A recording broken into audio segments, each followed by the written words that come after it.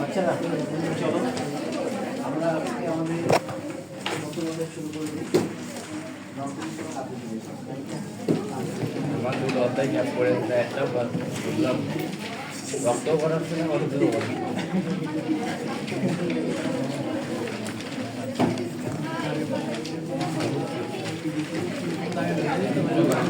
আমি প্রথমে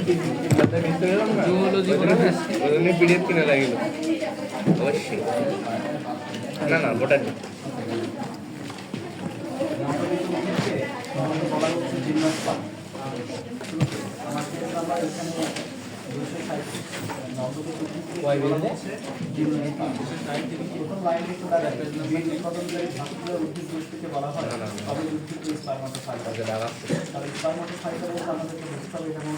উৎপাদনকারী একটি উদ্ভিদ এবং এর দুই ধরনের বিভক্ত একটাকে বলা হয় ব্যক্তবীজী বা নগ্ন বীজে বা জিমনোস্পার্ম, আরেকটাকে বলা হয় বীজী বা আবদ্ধ বীজে বা অ্যান্ডোস্পার্ম।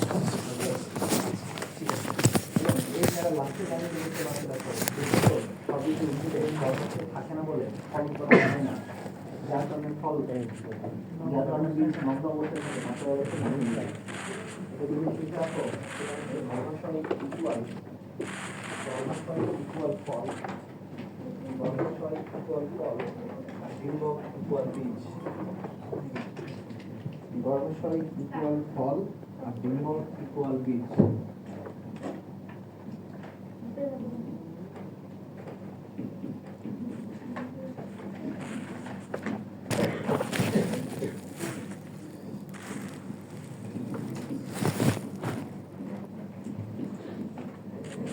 তাহলে মনে রাখো নগ্নবীজে গর্ভাশয় থাকে না, যার কারণে ফল হয় না, কিন্তু ডিম্বক বা বীজ থাকে।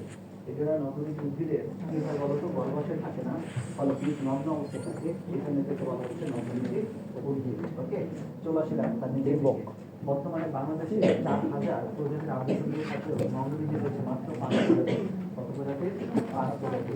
এবং এদের মধ্যে যাকে লেখা হচ্ছে সাইকাস টেকনিনাটা, যা চট্টগ্রামের বানিয়াডালা পাহাড়ি অঞ্চলে জন্মায়। সাইকাস টেকনিনাটা।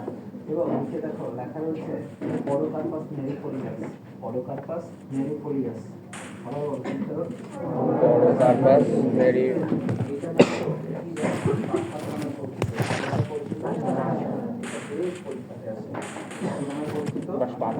নামে পরিচিত। ওকে,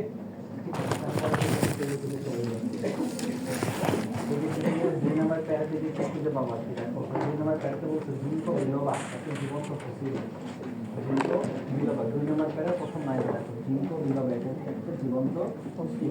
পাচ্ছি এটা? বলো জিঙ্কো বিলোবা কি? এটা জীবন্ত ফসিল। ওকে, এরপরে নিচে দিকে চলে আসা কি, দেখো 3 থেকে 4 নম্বর লাইনে পৃথিবীর সবচেয়ে উঁচু বৃক্ষ হচ্ছে সিকুয়াস টেম্পারভিয়াস। সিকুয়া টেম্পারভিয়াস। পৃথিবীর সবচেয়ে উঁচু বৃক্ষ কোনটা? সিকুয়া টেম্পারভিয়াস। ওকে, এরপর নিচে দিকে চলে আসা 6 থেকে 7 নম্বর লাইনে বড় করে খুঁজে পাবে এফেক্টরা উদ্ভিদের জিনিসের